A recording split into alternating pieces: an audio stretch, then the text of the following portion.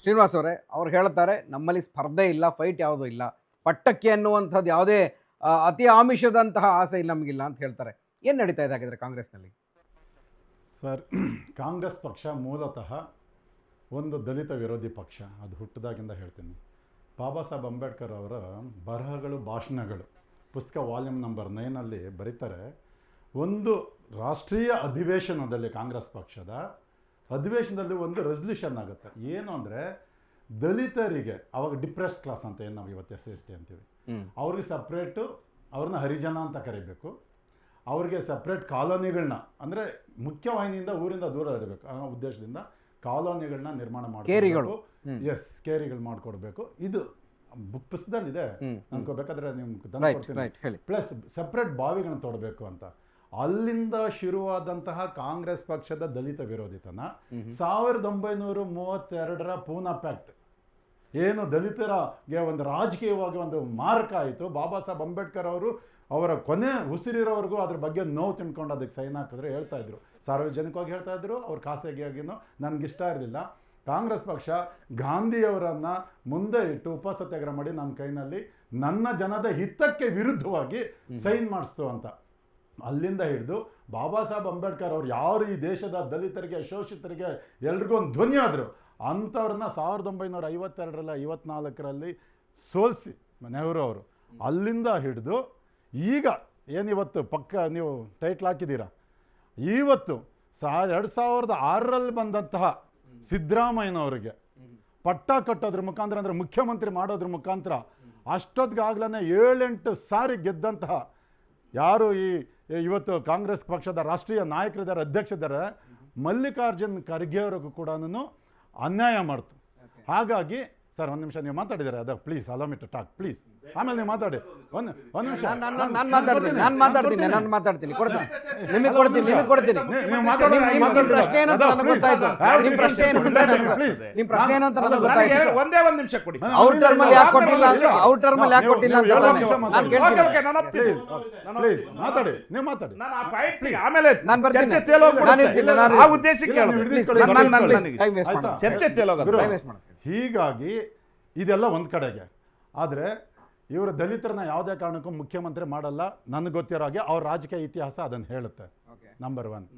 Number 2, ಇದೆಲ್ಲನೂ ಒಂದು ಒಂದೇ ನಿಮಿಷ. 55 ವರ್ಷ ಬಿಜೆಪಿ ರಾಜ್ಯ ದೇಶ ಆಳ್ತಾ? 55 ವರ್ಷ ದೇಶ ಇಲ್ಲ, ಈಗ ಬಂದಿದೆ. ಈಗಷ್ಟೇ 1 ಟರ್ಮು 2 ಟರ್ಮ್. ಸರ್, ಸದಾನಂದ ಗೌಡ್ರ ಆದ್ರು, ಜಗದೀಶ್ ಶೆಟ್ಟರ್ ಆದ್ರು, ಈಗ ಬಸವರಾಜ ಬೊಮ್ಮಾಯಿ ಅವರಾದ್ರು. ಅದು ಒಂದೇ ಟರ್ಮ್ ಬಂದಿರ ಸರ್. Plus ಅದರಿಂದಗಡೆ 1 term. ಒಂದೇ ಸಾರಿ 55 ವರ್ಷ ಬಿಜೆಪಿ ಮಾಡ್ಬೇಕಂತ ನಾನು ಸ್ವತಃ ಒತ್ತಾಯ ಇದೆ ನಮ್ದು. ಅವಕಾಶ ಬಂದಾಗ ಖಂಡಿತ ಮಾಡ್ತಾರೆ. ಈಗ ನೋಡಿ, ದಲಿತರಿಗೆ ಎಷ್ಟು ಪ್ರಾಶಸ್ತ್ಯ ಕೊಡ್ತಾರೆ ಭಾರತೀಯ ಜನತಾ ಪಕ್ಷ ಅಂದ್ರೆ, ಚಲವಾದಿ ನಾರಾಯಣ ಸ್ವಾಮಿ ಅವರು ಬಂದ ತಕ್ಷಣ ಅವ್ರನ್ನ MSA ಮಾಡಿ ವಿರೋಧ ಪಕ್ಷದ ನಾಯಕನ ಮಾಡ್ತು. ಇವ್ರು ಮಾಡಿದ್ರ ಕಾಂಗ್ರೆಸ್ನವರು? ಹಾಗಾಗಿ ಇದೊಂದು ದಲಿತ ವಿರೋಧಿ. ನಾನು ಇದೆಲ್ಲ ಪಕ್ಕಕ್ಕಿಟ್ಟು ಇದೊಂದು ಪ್ಯೂರ್ ಡೈವರ್ಟಿಂಗ್ ಸ್ಟ್ರಾಟಜಿ ಕಾಂಗ್ರೆಸ್ ಪಕ್ಷದ್ದು. ಇವತ್ತು 136 + 138 ಸೀಟ್ಗಳನ್ನು ಗೆದ್ದಂಥ ಕಾಂಗ್ರೆಸ್ ಪಕ್ಷ ರಾಜ್ಯದಲ್ಲಿ ಎಲ್ಲ ರಂಗಗಳಲ್ಲೂ ವಿಫಲ ಆಗಿದೆ.